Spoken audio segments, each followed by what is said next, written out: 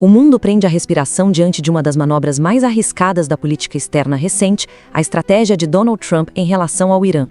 Vamos mergulhar fundo nessa escalada de tensão para entender o que ela realmente significa para o cenário global. Para a gente conseguir decifrar essa disputa, que é bem complexa, vamos seguir um caminho. Primeiro a ameaça de Trump. Depois, a estratégia militar que parece estar na mesa. Em seguida, como o Irã reage a tudo isso. Aí a gente passa pelos aliados, rivais e, claro, o petróleo. E por fim, a grande pergunta. Será que já passamos de um ponto sem retorno? Tudo começa com essa tensão imediata, com o prazo super rígido que deixou todo mundo em estado de alerta. Olha só, para começar temos um ultimato e um prazo bem curto, de 10 a 15 dias. Foi esse o tempo que o governo Trump deu para o Irã aceitar os termos americanos. Ficou aquele recado no ar de que, se não houvesse acordo, coisas ruins poderiam acontecer. A pressão já começa altíssima.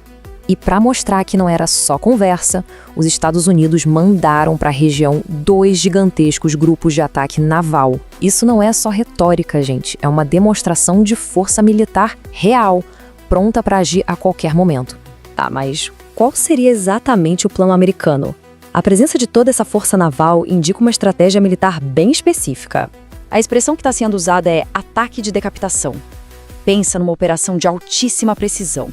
O objetivo não é uma invasão em larga escala, mas sim um golpe cirúrgico para paralisar a liderança do adversário. Algo que, aliás, já foi mencionado em outras situações, como na Venezuela. E a força reunida é, de fato, impressionante. De um lado, o USS Abraham Lincoln, que já está ali no Mar da Arábia. Do outro, caminho, o maior porta-aviões do mundo, o USS Gerald R. Ford. Na prática, é como se o Irã estivesse sendo cercado por 2 lados. Agora, o detalhe interessante é o tipo de equipamento a bordo. A gente está falando de helicópteros para operações especiais, caças supersônicos, aviões de vigilância. Toda a configuração parece ter sido montada sob medida para esse tipo de missão de alto risco. Certo. E do outro lado, como é que o Irã enxerga essa ameaça e qual a sua posição estratégica nesse tabuleiro?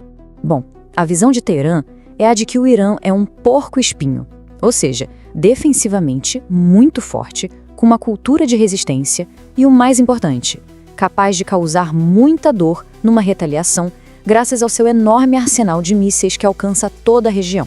Só que quando a gente olha as análises de fora, o cenário fica mais complicado. Muitos apontam, uma série de, erros táticos do Irã e uma falta de resposta mais firme a provocações anteriores. E a leitura de alguns especialistas é que isso pode ter, de certa forma, estimulado essa postura mais agressiva dos Estados Unidos. É claro que esse conflito não se resume aos 2 países. Existe toda uma teia de atores internacionais e riscos econômicos gigantescos envolvidos. E o ponto central de toda essa tensão econômica pode ser resumido em um único lugar, uma passagem marítima crucial. Estamos falando do Estreito de Hormuz. Pensem só, 21 milhões de barris de petróleo passam por ali todo santo dia. É uma artéria vital para a economia do mundo. Um fechamento, mesmo que temporário, teria um impacto catastrófico. As projeções são de que o preço do barril poderia saltar para $150, o que com certeza desencadearia uma crise de inflação global. E nesse xadrez global tem outros jogadores importantes. Israel, que antes era mais cauteloso, agora parece pressionar por uma ação militar, inclusive fornecendo inteligência. A China, por outro lado, apoia o Irã de forma mais discreta, com tecnologia.